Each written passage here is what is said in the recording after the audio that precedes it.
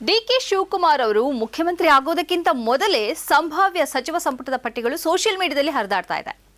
ಒಂದೊಂದು ಪಟ್ಟಿಯಲ್ಲಿ ಒಬ್ಬೊಬ್ಬರಿದ್ದಾರೆ. ಒಂದು ಪಟ್ಟಿಯಲ್ಲಿದ್ದವರು ಇನ್ನೊಂದು ಪಟ್ಟಿಯಲ್ಲಿಲ್ಲ, ಇನ್ನೊಂದು ಪಟ್ಟಿಯಲ್ಲಿದ್ದವರು ಮತ್ತೊಂದು ಪಟ್ಟಿಯಲ್ಲಿಲ್ಲ. ಹೀಗೆ ತಮಗೆ ನಾಯಕರ ಬೆಂಬಲಿಗರು ಮತ್ತು ಸಚಿವ ಪದವಿಯ ಆಕಾಂಕ್ಷಿಗಳ ಆಪ್ತರು ತಮಗೆ ಸರಿಕಂಡಂತೆ ಪಟ್ಟಿ ಬಿಡುಗಡೆಗೊಳಿಸುತ್ತಿದ್ದಾರೆ.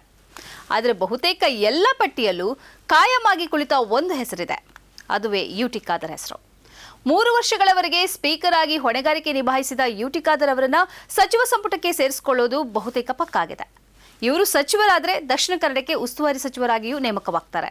ಈಗಾಗಲೇ ಉಸ್ತುವಾರಿ ಸಚಿವರಾಗಿ ಹೊಣೆಗಾರಿಕೆ ನಿಭಾಯಿಸಿದ ದಿನೇಶ್ ಗುಂಡೂರಾವ್ ಬಗ್ಗೆ ಜಿಲ್ಲೆಯಲ್ಲಿ ಅಂತಹ ಸದಾಭಿಪ್ರಾಯವೇನೂ ಇಲ್ಲ. ದಕ್ಷಿಣ ಕನ್ನಡ ಜಿಲ್ಲೆ ಕೋಮುಗಲಭೆ ಹಲ್ಲೆಗೆ ದಿನ ಸುದ್ದಿ ಆಗ್ತಿದ್ದಾಗ ಅದಕ್ಕೆ ಔಷಧವನ್ನು ಅರೆದವರು ಮುಖ್ಯಮಂತ್ರಿ ಸಿದ್ದರಾಮಯ್ಯ.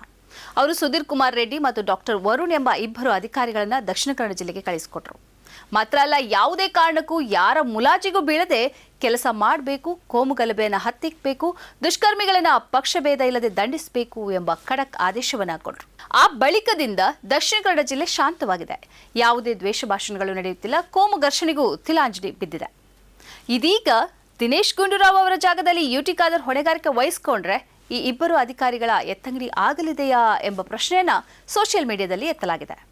ಹಲವರು ಈ ಬಗ್ಗೆ ಆತಂಕ ವ್ಯಕ್ತಪಡಿಸಿದ್ದಾರೆ.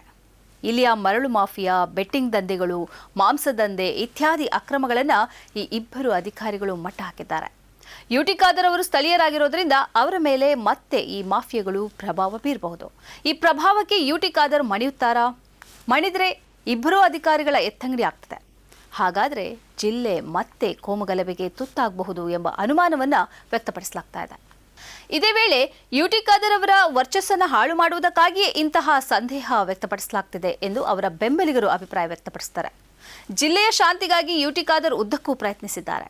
ಈ 2 ಅಧಿಕಾರಿಗಳ ಬೆನ್ನಿಗೆ ಅವರು ನಿಂತಿದ್ದಾರೆ. ಅವರು ಅಕ್ರಮಗಳಲ್ಲಿ ಭಾಗಿಯಾಗಿಲ್ಲ, ಮಾಫಿಯಾ ದಂಧೆಗಳನ್ನು ಮಟ್ಟ ಹಾಕುವುದು ಅವರ ಉದ್ದೇಶವೂ ಆಗಿದೆ. ಆದ್ದರಿಂದ ಅವರ ಹೆಸರಲ್ಲಿ ವಿನಾಕಾರಣ ಸಂದೇಹಗಳನ್ನು ಹರಡಲಾಗ್ತಿದೆ ಎಂಬ ಅಭಿಪ್ರಾಯವನ್ನು ಅವರ ಬೆಂಬಲಿಗರು ವ್ಯಕ್ತಪಡಿಸುತ್ತಿದ್ದಾರೆ.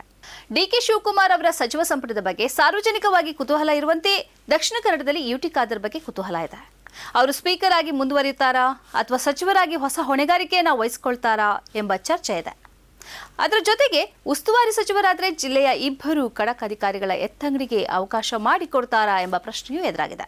ಆದರೆ ಅವರು ಸಚಿವರಾದರೂ, ಉಸ್ತುವಾರಿ ಸಚಿವರಾದರೂ 2 ಅಧಿಕಾರಿಗಳ ಬೆನ್ನಿಗೆ ನಿಲ್ಲಲಿದ್ದಾರೆ ಅಂತ ಸಾರ್ವಜನಿಕರು ಅಭಿಪ್ರಾಯ ಪಡೆದಿದ್ದಾರೆ. ಯುಟಿ ಖಾದರ್ ವಿರೋಧಿಗಳು ಇಲ್ಲಸಲ್ಲದ ವದಂತಿಯನ್ನು ಹಬ್ಬಿಸಿ ಅವರ ಹೆಸರು ಹಾಳು ಮಾಡಲು ಪ್ರಯತ್ನಿಸುತ್ತಿದ್ದಾರೆ ಎಂಬ ಅಭಿಪ್ರಾಯವೂ ಇದೆ.